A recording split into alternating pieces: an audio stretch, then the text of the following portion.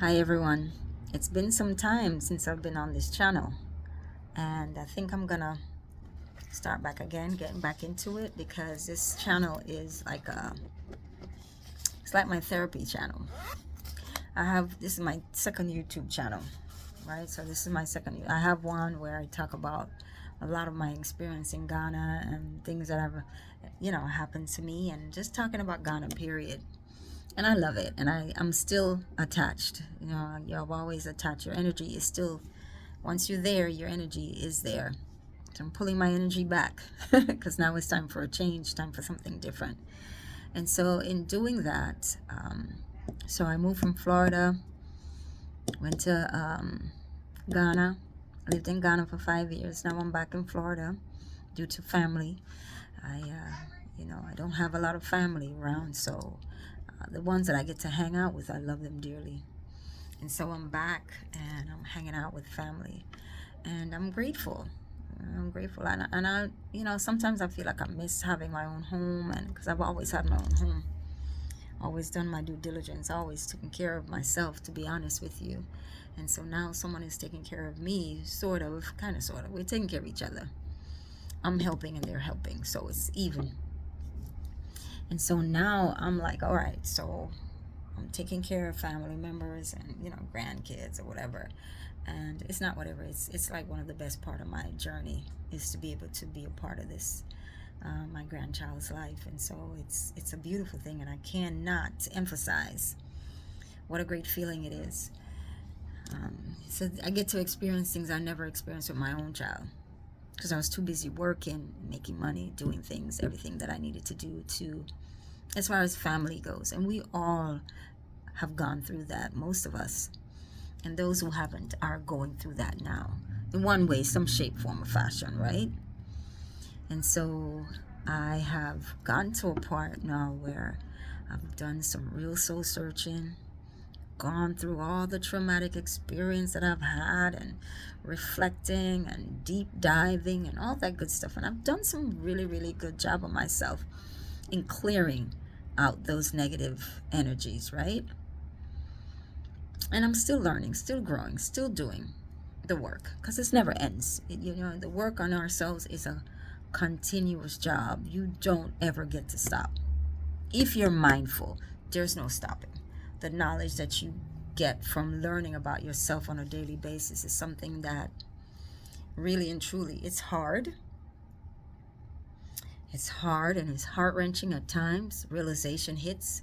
And so you just have to remind yourself that you're going to be okay. And you are okay. And so anyway, so in any event, so now I'm back. I've been in Ghana for 5 years. Now I'm back in Florida.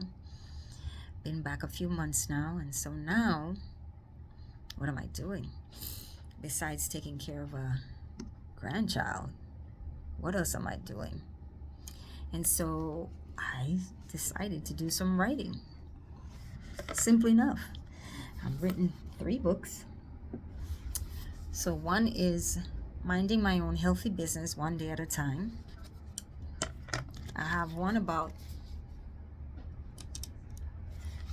my, informational things about. So in any case, at the end of the day, so yeah, I've written 3 books, and I was quite surprised at myself because I didn't think I had it in me. Because I remember the first time that someone came to me, actually let me go do some backtracking. So one of my main goals, or one of my hobbies, or near and dear to my heart, I'm looking around, so I'm finding the right words. One thing that was near and dear to my heart was always looking out for the underdog, so to speak, when it comes down to kids. I always felt like, as a child, no one ever stopped to ask me what I wanted to do for my life. And when people do ask you, a kid who they spits out a career of choice, like, oh, I want to be a doctor, oh, I want to be this, I want to be that. But then no one ever stopped to give you like a synopsis of what it will take for you to be able to become that particular, have that particular lifestyle or that particular career. And so I always wanted to be an attorney, and I wanted to be a lawyer and a psychiatrist. So those are two, well, actually three: a teacher, psychiatrist, lawyer. So some of the things that I used to play with in my mind as far as what I wanted to do. And needless to say, I didn't do any of that.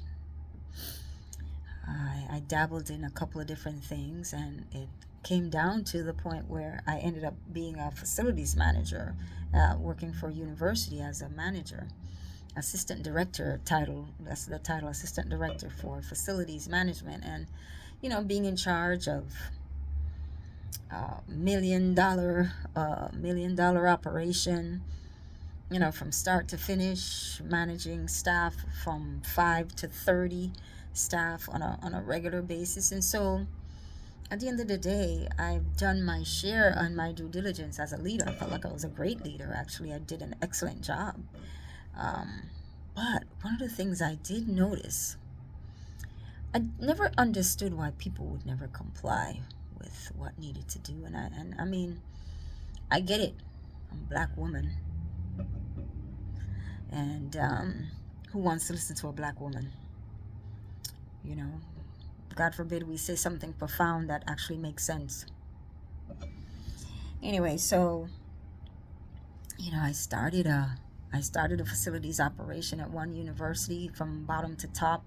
I was doing all the hiring, all the managing everything through and through. And so at the end of the day, people get to me. I feel like simple is easier. If you work hard, you get what you deserve. And I'm always looking out for my staff. I don't care who it is. If you deserve to get a raise, then I'm going to fight for you. And that's how I look at things. Even if I never got a raise, I'm going to fight for you because I know you're working hard. And so I never felt like I was appreciated. Right? And even throughout all of that, I still went on. I strived, I built, I grew. I went from a secretary, senior secretary, all the way up to assistant director. And so I felt like that was a great accomplishment. And that was awesome until one day it wasn't. I didn't feel like being bothered. I don't want to be surrounded by negative people. I don't want to be surrounded by negative people. You cannot continue to dig into my energy and suck my energy dry because of your nonsense. And so I didn't want to do that anymore. So eventually I just walked away. I didn't know. I didn't look back. And it was so funny because the day I did it, I felt like I stepped out of my body.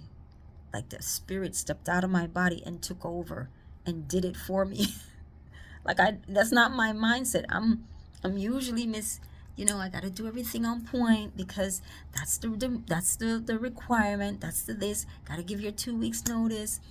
You got to do this. And you got to do everything right. Stay in your job because it pays the bills and everything is going to be taken care of. This and the other. And so I was always following this chain of command, following the steps, walking up the ladder, step by step, doing everything that, white the big house, 2 cars, dog, cat, whatever, white picket fence. I'm just using that as an analogy to say I was always on the straight and narrow, very conservative, very doing everything what I'm supposed to do. And then I took some time off from work. Actually, I tried to take off a little bit longer. I wanted to I had a lot of sick time. I had a lot of sick time, over 1,000 hours, I think it was, of sick time, and about 600 hours of annual. And I wanted to take some time off. I wanted to get at least 3 months.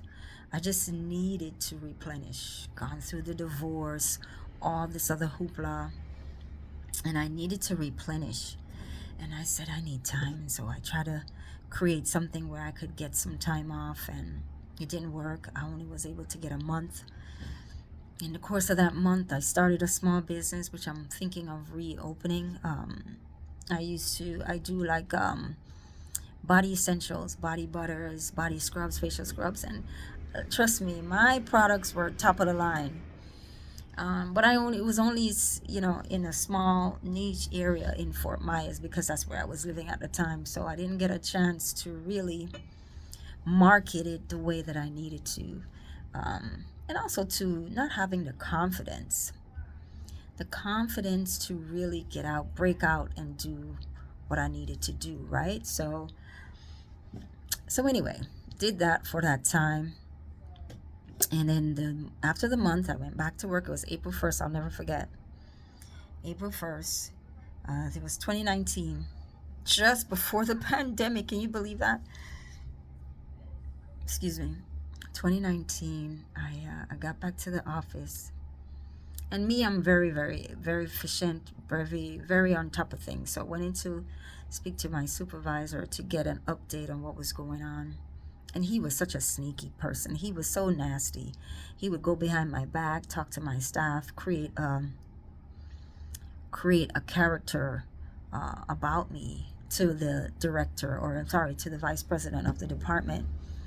And he really and truly got me in some hot water with the vice president. And the funny part is, the vice president would say to me, I know you know, they don't see you the way that I know you're capable of doing. I know they think because you're a black woman, you have a harder time dealing. So if you know this, then why are we having this discussion anyway? So he wrote me a whole page of all this stuff that they claim that I'm doing, and my character, and this, that, and the other. Mind you, every work that I've ever done at that university was top notch. Never have I ever had a parent come and complain about anything pertaining to my facilities. I had, I think, 5 buildings, if I remember correctly, 5 or 6 buildings that I was spearheading, and all freshmen. So every year we have to do turnaround. So needless to say, the negative feedback for no reason was really unheard of for me, and so I didn't like that. And I felt like, if I'm busting my butt doing all this work, why am I going through this? Anyway, so April 1st, I went back to work. And when I went back to work,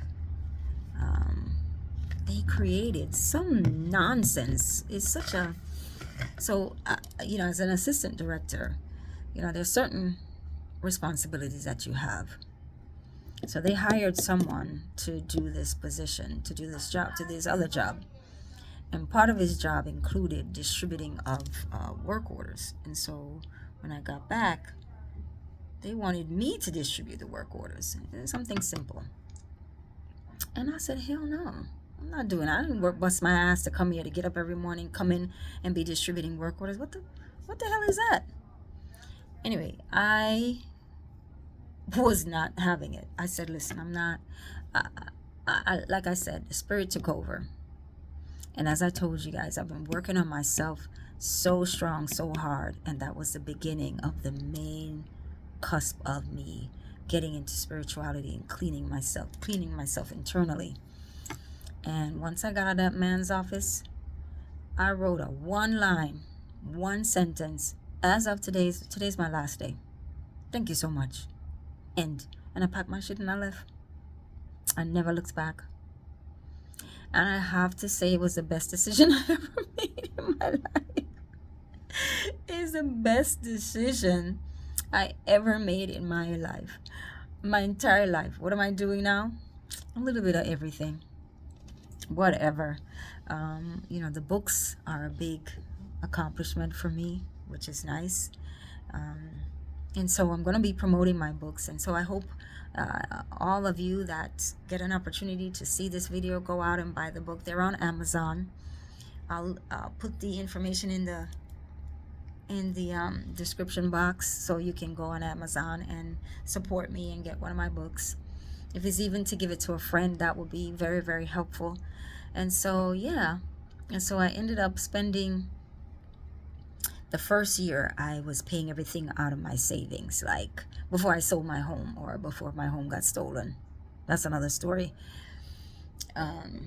So I'll probably tell that story another day. And these are the stories that I think we all need to share, right? We can share these stories because we've all had certain experiences that we're really and truly sitting there thinking that it's an isolated situation, but it's not. It's a true tale of who we are as human beings and what we experience throughout our life. And sometimes we just need to be able to let it out so that we can get rid of it. And this is my outlet. And as I said, you guys are my therapists. And so I'm happy to be able to share with you um, these experiences on here so that I can move forward to bigger and better things. I think, I've been thinking about it. Sometimes it'll pop up in my head about my body products, my body essentials. And it was so funny. Yesterday, I'm speaking to a girlfriend of mine from we've been friends for a long time from Fort Myers. She's now in North Carolina. And speaking to her, and, it's so funny. She said to me, I don't know if you've thought about this, and I don't know why you didn't continue to do this, but that body scrub you gave me, you gave me, no, I think she had purchased it.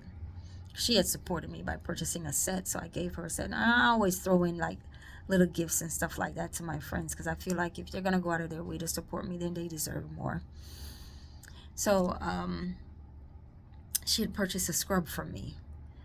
And in my mind, in my back of my mind, I think it was like a cucumber scrub. I'm not 100% sure if I remember correctly, but that came flushing back in my mind yesterday when I was talking to her, when I was speaking with her, and she said, that body scrub you gave me, it lasted for a very long time. And she said she was surprised. She said, I don't know what your recipe is. I don't know what you did, but whatever you did, it was well worth it. I've not been able to find anything as good as what you made. She said, I don't know if you realize that, but you made some really, really good products. And I loved every bit of it. She said she hadn't used it for a while, and she kept it. And when she went back to start using it again, because you know how it is when you use certain things, you're not supposed to have it for a very long time, blah, blah, blah. And then even for body scrubs, a lot of times the sugar will dissolve, so it become very watery. She said no. She said the texture stayed and remained intact, the same as it was when she first purchased it. And she used it and it smelled the same. Everything was the same. So I have to say I'm kind of proud of myself. I didn't know that. And I can remember when I used to sell this stuff in Fort Myers, I used to go to one of the farmers market, well, a couple of them, farmers market, to sell my products. And I used to have this one guy, actually it's two, this one guy would come back and he said, where have you been? I've been looking for you. He says, don't ever leave. Sorry about that. I don't know what's going on outside this window, but I think there's some bikers in the area, so I apologize if you heard that. And so she, the one gentleman, he was just like, I love your stuff. And so he would come and he would buy a lot. And I remember another lady used to tell me the same thing. And one girl, she had bought, I remember the first time I made this body butter, it was in a big jar, like a big jar, one of those square jars. And I made it into like a blue organic blue dye, right? And I mixed it well. And this one I made differently than I would have made all the others. I actually put it in a blender and blended it up, everything nice, and it came out creamy and nice. And she ended up buying it. No one would buy it. I had it on the shelf for a while, and she ended up finally saying, you know what, I'm gonna buy this one. It smells great, I love it, I'm drawn to it. And I gave her a discount. Ever since then, that girl have not stopped talking about that body butter. And I'm going to be honest with you guys, when I used to make my body butter, I would follow certain recipes, because I do have a lot of recipe books. I would follow certain recipes, and then I would go with my instinct. I would go with my gut. Like, you know how some people, they have a formula, oh, you mix tea tree with this one, or tea tree with vanilla, or tea tree with echinacea, or whatever. I'm just making up stuff.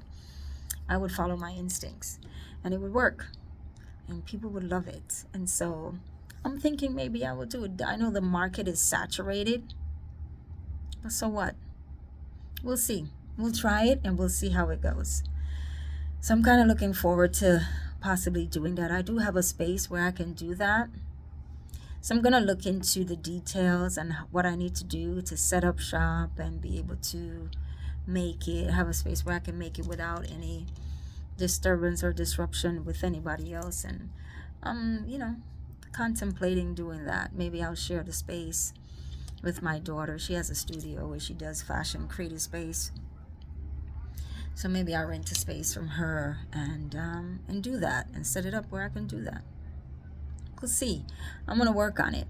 But I just wanted to share with you guys that I'm gonna start you know, doing something different with this channel. I'm gonna be a little bit more open. I'm usually very, very private, personal, and see how it goes. And yeah, if you're in Florida and you're in the Miramar area, come check out my daughter's studio. She's a fashion designer. Yeah, I'm promoting everybody including myself. She's a fashion designer, creative studio. She does art. We're going to be doing sip and sewing and sip and paint. We're going to be doing a lot of different things here out of this studio. So I'll also put that information and the link in the description box below. And then yeah, go on Amazon and check out any of my 3 books, or buy all 3. They're all 3 are less than 20 bucks. I think the Open Coconut book is the only one that's 20. And the other 2, if you're interested or know somebody that's interested in going to Ghana, one-way ticket to Ghana, you can buy it as a gift for a friend who's been interested, and they can learn a little bit more about some of the things that is necessary for them to be able to visit Ghana. Or if you're ready to start your health journal, your health journey, go check out Minding My Own Business, My Own Healthy Business, One Day at a Time. And this book is, there's no rush on anything. None of this stuff puts you or gives you the ideology that you need to be in a rush or you have to be doing everything exactly as planned. No, this is your journey, my journey. I'm gonna do my own journey. So this is your journey, and you pace yourself as you see fit, right? And that's what I'm saying. Everything is based on how you want it, and the more you choose you, the better it is going to be for you. And so I'm signing out now, guys, and thank you for listening. Thank you for taking the time to support me, and I'm hoping that you guys can help me create some sales for these books so I can move on to doing other things. And so more than likely the revenue from these books will probably go into the body butter venture, and I'll let you guys know when that gets started as well. There's a couple things I'm cooking in my brain. You know, I get an opportunity now to be my own creative self. You know, when you're a kid, you always wanted to do this, or you always wanted to do that, and you think about the different things that you would like to dabble in.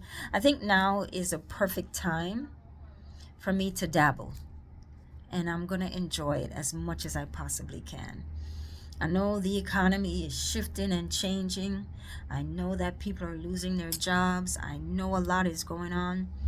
And sometimes we have to turn off the outside noise and look more within.